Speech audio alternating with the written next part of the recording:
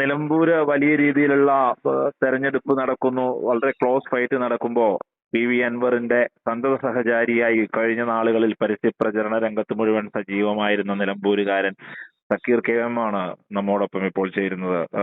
സക്കീർ, നമസ്കാരം. നമസ്കാരം. Thank you. എങ്ങനെയുണ്ട് തെരഞ്ഞെടുപ്പ് ദിവസം? എങ്ങനെയുണ്ട് ശുഭാപ്തി വിശ്വാസം? എങ്ങനെ നിൽക്കുന്നു? അൻവർ എത്ര ഭൂരിപക്ഷത്തിന് ജയിക്കും? 100% പൂർണ്ണ വിശ്വാസം.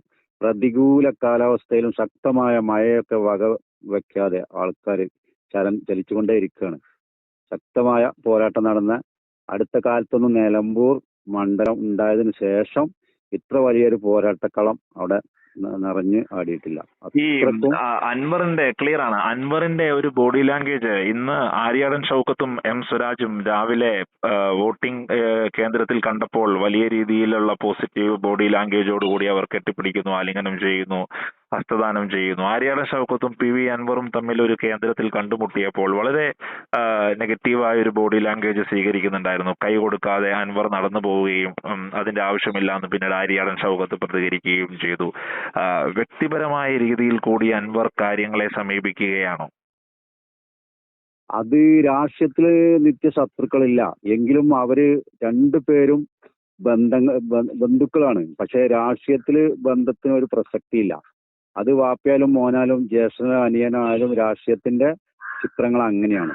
അത് ആ നിമിഷ നേരം അങ്ങനെ ഇക്കാരം ഞാനിപ്പോ ജയിക്കണം, ഞാൻ കാരണം അയാള് എന്റെ വിജയം ഉറപ്പിച്ച ഞാൻ അയാൾ കാരണം ഞാൻ പരാജയപ്പെടുമെന്നുള്ള ഒരു എന്താ പറയാ ഒരു വ്യാകുലത മനസ്സിന്റെ ഉള്ളിൽ ഒരു എന്താ പറയാ ഒരു വികാരം, ഒരു ദേഷ്യവും സങ്കടവും ഒക്കെപ്പാടെ വരുന്നൊരു സാഹചര്യ നിമിഷങ്ങളാണത്. അപ്പൊ ആര്യാടൻ ഷൗക്കത്ത് കാരണം തോൽക്കാൻ പോകുന്ന ഒരു ഫീല്, ഒരു ചിന്ത അൻവർ വെച്ചു പുലർത്തുന്നു എന്ന് വേണം നമുക്ക് കരുതാൻ. അതിന്റെ പ്രതിഫലനമാവും അവിടെ കണ്ടത് ഒരു പരിധിവരെയെങ്കിലും മനുഷ്യനല്ലേ? അതെ, അത് ഒരു പരിധിവരെ മനുഷ്യ സഹജമാണ്. ബാപ്പുട്ടിക്കപ്പോ അൻവർ കാരണം ഞാൻ പരാജയപ്പെട്ടു. അത് ഒരു പ്രതീക്ഷ ആരായാലും ഉണ്ടാവുമല്ലോ. അത് കാണും. അതുപോലെയുള്ള ഒരു വൻ ഒരു ഇലക്ഷനാണ്. നിലമ്പൂർ നിയോജക മണ്ഡലം ഞാൻ പറഞ്ഞല്ലോ സാറേ. പിന്നെ ഈ രൂപം കൊണ്ടതിന് ശേഷം ഇത്ര വലിയ ഒരു പോരാട്ടം എന്റെ ഓർമ്മയിലില്ല. ഒരുപാട് നേതാക്കന്മാർ അവിടെ നിന്നതാണ്. അപ്പോൾ ഇത്രയും വലിയ പോരാട്ടത്തിലും എന്തുകൊണ്ടാണ് അൻവറിന് പിഴച്ചത്? എവിടെയായിരിക്കും അൻവർ പിഴച്ചത്? എവിടെയാണ് അൻവർ തോക്കുക? 2ാം സ്ഥാനമാണോ 3ാം സ്ഥാനമാണോ? എവിടെ പോവും അൻവർ അങ്ങനെയാണെങ്കിൽ? അൻവർക്ക് പറഞ്ഞാല് ഇനിയും അങ്ങനെ 6ാമത്തെ മത്സരമാണ് അൻവർക്ക്. ഈ നിലമ്പൂർ മണ്ഡലത്തിൽ വീണ്ടും ബൈ ഇലക്ഷൻ വന്നു. മൂപ്പര് നിലമ്പൂർ നിയോജക മണ്ഡലം 2 പ്രാവശ്യമായിട്ട് എടുത്തതാണ്. CPM-ലൂടെ 2ാമത്തെ ഇലക്ഷനിൽ മൂപ്പര് ഇവിടെ നാട്ടിലില്ല എന്നൊക്കെ പറഞ്ഞ് മറ്റു പ്രതിപക്ഷത്തിരിക്കുന്ന വ്യക്തികളൊക്കെ അദ്ദേഹത്തെ നിലമ്പൂർ നിയോജക മണ്ഡലത്തിൽ കാണുന്നില്ല. ഇവിടെ വികസനമില്ല. 2000 ചില്ലാൻ കോടിന്റെ വികസനം അവിടെ നടന്നിട്ടുണ്ട്. അൻവർക്ക് അവിടെ നല്ല നിലയിലുള്ള അതിശക്തമായ മുന്നേറ്റം. നിലമ്പൂർ ടൗണിൽ കൂടി ഒന്നും പോരാൻ കഴിയില്ല. ഇനി നമ്മളൊക്കെ അതിലെ പോകുമ്പോൾ ബ്ലോക്കിൽ കുടുങ്ങിയിട്ട് നിലമ്പൂരൊക്കെ ഒരു 3-4 ബൈപ്പാസ്. അൻവറിന് എത്രാം സ്ഥാനമാണ് സക്കീർ ശക്തമായ പരസ്യപ്രചരണ രംഗത്തുണ്ടായി? നിലമ്പൂരിന്റെ പൾസ് കണ്ടറിഞ്ഞു, വോട്ടേഴ്സിനെ ഒരുപാട് പേരെ നേരിട്ട് കണ്ടു, വീട്ടിലും നാട്ടിലും വഴികളിലും എല്ലാം വെച്ച്.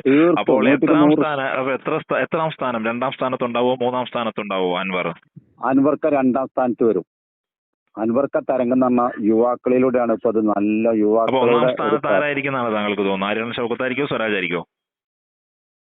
അവസാന നിമിഷത്തിൽ നമ്മുടെ ബാപ്പുട്ടിയാക്കൊക്കെ ഒരു സാധ്യത വ്യക്തിപരമായിട്ട് ഞാൻ കാണാണ്. അവസാന നിമിഷം UDF അൻവറിന്റെ കൂടെ നിൽക്കുന്നവർക്ക് പോലും ആ ഒരു ഫീല് കിട്ടുന്നു എന്നുള്ളതാണ് അല്ലേ? അതെ, അതുണ്ട്. അതിപ്പോ നമ്മളവിടെ നമ്മള് ഒരുപാട് മാസങ്ങളായി നിലമ്പൂർ ഞങ്ങൾ DIC ഇല്ലെന്നും NYC ഇല്ലെന്നും ഒരുപാട് ഞങ്ങള് പിന്നെ നമ്മളെ മുരളീധരൻ കരുണാകരൻ, നമ്മുടെ കോൺഗ്രസിന്റെ വലിയച്ഛൻ എന്ന് പറയാം. എന്റെ പിതാവിനെ പോലെ നമ്മൾ കരുണാകരനെ സ്നേഹിക്കുന്ന ഒരു വ്യക്തി കൂടിയാണ് ഞാൻ. അദ്ദേഹത്തിന്റെ മകൻ ഉമ്മൻചാണ്ടിക്കെതിരെ വീശിയില്ലേ, പിന്നെ അൻവർക്കനെ പറഞ്ഞിട്ട് കാര്യമല്ലോ. ഈ കോൺഗ്രസിൽ വലിയ ഒരു എന്താ പറയാ ഒരു ജനാധിപത്യമുള്ള ഒരു വൻ ശക്തിയാണ് കോൺഗ്രസ്. വളരെ നന്ദി. കാര്യങ്ങൾ വ്യക്തമാണ്. താങ്ക് യു നമ്മോടൊപ്പം ചേർന്നതിനാണ്. നമസ്കാരം. നോക്കി സാറേ, ഒറ്റ കൂടി പറയോ? നോക്കിയാണ് ഇപ്പൊ പറഞ്ഞില്ലേ?